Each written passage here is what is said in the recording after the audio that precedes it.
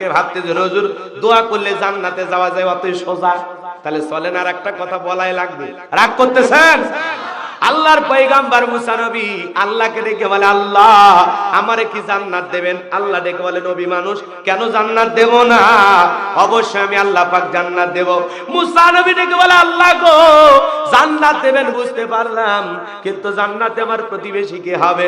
আল্লাহ ডেকে বলে, মুসা জান্নাতে তোমার প্রতিবেশী হবে যে দুনিয়াতে বর্তমানে একজন কসাই। সে বলেন আল্লাহু আকবার। বলেন তো বাজার, দুনিয়াতে প্রতিবেশীতে মারামারি আছে না নাই? নবী মুসার জানার আগ্রহের পেছনে কারণ হলো আল্লাহ দুনিয়াতে দেখি এক প্রতিবেশী আর এক প্রতিবেশীর সাথে মারামারি করে, ঝগড়া করে, যাতায়াতের রাস্তা বন্ধ করে দেয়, পানি যাওয়ার রাস্তা বন্ধ করে দেয়, একটু 19-20 হয়ে গেলে মারামারি হয়। কথা কন না কেন? আপনাদের এলাকায় হয় না মনে হয়? নিয়ামতপুরে মানুষ ভালো, আল্লাহর ওলি। আল্লাহু আকবার কর। প্রতিবেশীটা যদি ভালো হয় ওই এলাকায় বসবাস করে শান্তি, আর প্রতিবেশী যদি প্রতিবেশীর শত্রু হয় ওই জায়গায় বসে থাকা মানে যুদ্ধ ক্ষেত্রে থাকা একই অবস্থা। কথা কর না কেন? যখন তখন যুদ্ধ শুরু হয়ে যেতে পারে। এটা ইউক্রেনের যুদ্ধ ফেল হয়ে যাবে। কি রাগ করতেছে? করেন, আমার সমস্যা না। যুবক সামনের দিকে যায়, নবী মুসা দেখে বলে, আল্লাহ দুনিয়াতে এত মানুষ থাকতে একজন কসাই কেন জান্নাতে যাবে? আল্লাহ রাব্বুল আলামিন দেখে বলে, মুসা কেন কসাইকে জান্নাত দেব?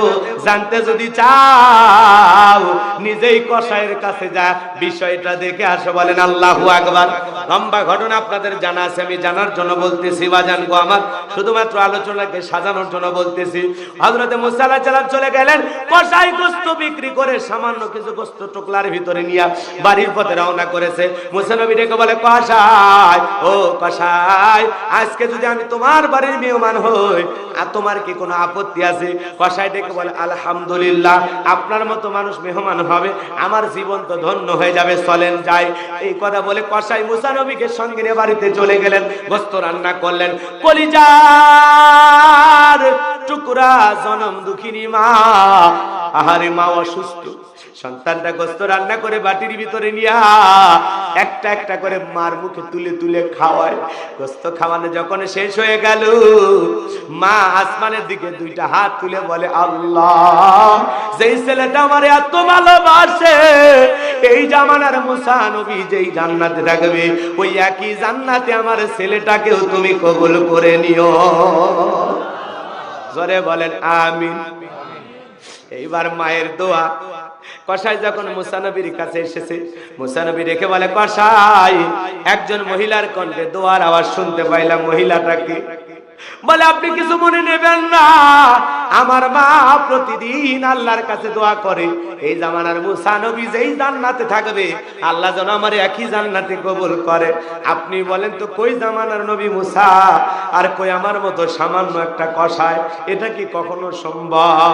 মুসা নবী দেখে বলে, কসাই তোমার মার দোয়া আল্লাহ কবুল করেছে, আমার আল্লাহ আমারে জানায়া দিয়েছে আমি নবী মুসা যেই জান্নাতে থাকবো ওই একই জান্নাতের পাশের ফ্ল্যাটে আল্লাহ তোমারেও কবুল করে নিয়েছে। আল্লাহু আকবার বলেন। মায়ের দোয়ার কারণে একজন কসাই মুসা নবীর সাথে জান্নাতে যাবে। মায়ের দোয়ার দাম আছে।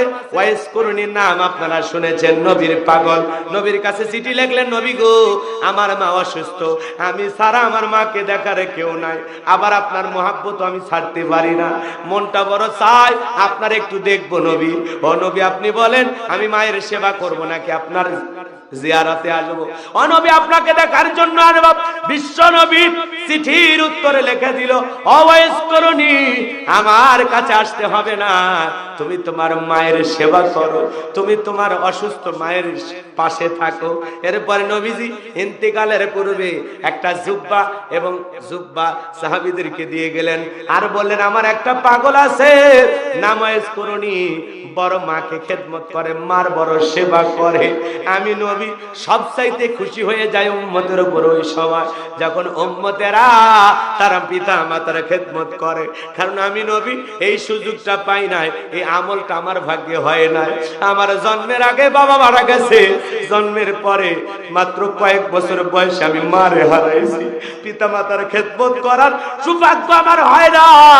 এজন্য আমার উম্মতদেরকে আমি বলে যাই, হুমা জান্নাতুকা নারুকা, তোমার পিতা মাতায় তোমার বেহেশত, তোমার পিতা মাতায় তোমার দোজখ। খবরদার খবরদার, পিতা মাতার মনে কষ্ট দিও না। পিতা মাতার খেদমত করে তাদের দোয়া নিয়ে নিজের জান্নাতে যাওয়ার রাস্তাটা পরিষ্কার করার দরকার আছে না? না, শুধু মায়ের খেদমত করার কারণে রাসূলের জুব্বা মোবারক পাই। সুবহানাল্লাহ বলেন। এই ওয়াজ করুনি বাজান গো আমার, বিচার ফয়সালার দিবসের দিনে, যেদিন মানুষগুলো জান্নাতীরা জান্নাতে চলে যাবে, জাহান্নামীরা জাহান্নামের দিকে চলে যাবে, ওয়াজ করুনি যখন জান্নাতের গেটের কাছাকাছি যাবে, ওই সময় আল্লাহ পাক ফেরেশতাদেরকে অর্ডার করবে, ওয়াজ করুনির মুখটা ঘোরায়া দাও। ওয়াজ করুনির মুখটা যখন ঘোরায়া দেওয়া হবে, আমার আল্লাহ ডেকে বলবে, ওয়াজ করুনি আজকে তাকায় দেখো, যেই মানুষটার দিকে আঙ্গুল দিয়া দেখায়া দিবা, ওই মানুষটাকে আমি আল্লাহ পাক জাহান্নাম থেকে মুক্তি দিয়া জান্নাতে পাঠায় দেব। শুধুমাত্র মায়ের খেদমতের কারণে আমি আল্লাহ তোমাকে উপহার দেব। আল্লাহু আকবার বলে। শুধু মায়ের খেদমতের কারণে আল্লাহ পাক তাকে এই সৌভাগ্য দান করবেন। নোমান ইবনে বশীর নবীজির একজন সাহাবী ছিলেন, মায়ের খেদমত এত করতেন, এত খেদমত করতেন, আল্লাহ রাসূল যখন জান্নাত ভ্রমণ করতেছেন, ওই সাহাবীর কণ্ঠের তেলাওয়াত শুনতে পাচ্ছেন। সুবহানাল্লাহ। জিবরাইলকে বললেন, ভাই জিবরাইল, আমার এই সাহাবীর কণ্ঠের তেলাওয়াত জান্নাতে আমি শুনতে পাচ্ছি, ব্যাপারটা কি? বলে, নবী গো, আপনি জানেন না, আপনার এই সাহাবীর তেলাওয়াত আমরা বড় ভালোবাসি। সে মায়ের খেদমত করে, আমার আল্লাহ এত খুশি হয়ে গেছে, সে যখন জমিনে বসে তেলাওয়াত করে, আল্লাহর যত সৃষ্টি আছে সকলের কানের মধ্যে তার তিলাওয়াতের আওয়াজ আমার আল্লাহ পাক পৌঁছায় দেন। সুবহানাল্লাহ। শুধু মায়ের খেদমতের কারণে, মায়ের খেদমতের কারণে ফেরেশতারাও পাগল হয়ে তার তিলাওয়াত শুনে। সুবহানাল্লাহ বলবেন না? মায়ের খেদমত কত দাম। মা দোয়া করেছে, কসাই, একটা সাধারণ কসাই, নিম্ন শ্রেণীর মানুষ আমরা বলি যাদেরকে, আহারে সেই মানুষটা একটা পয়গাম্বরের সাথে পাশাপাশি জান্নাতে থাকবে, সৌভাগ্য দিয়েছেন কে? শুধুমাত্র মায়ের খেদমতের কারণে। সুবহানাল্লাহ বলবেন না? এই জন্য বাজান, মা বাবা যদি দোয়া করে, বলেন তো এই মা বাবার দোয়া আসমানের মালিককে কখনো ফেরায় দিতে পারে? জোরে বলেন, ফেরায় দিতে পারে? এই জন্য পিতা মাতার খেদমত করে তাদের সাথে উত্তম আচরণ করতে হবে। ওয়াকাদা রাব্বুকা আল্লা তা'বুদু ইল্লা ইয়্যাহু ওয়া বিল ওয়ালিদাইনি ইহসানা। আমার আল্লাহ ডেকে বলেন, তোমরা আমার ইবাদত করো, আমার ইবাদতের সাথে কাউকে শরীক করো না।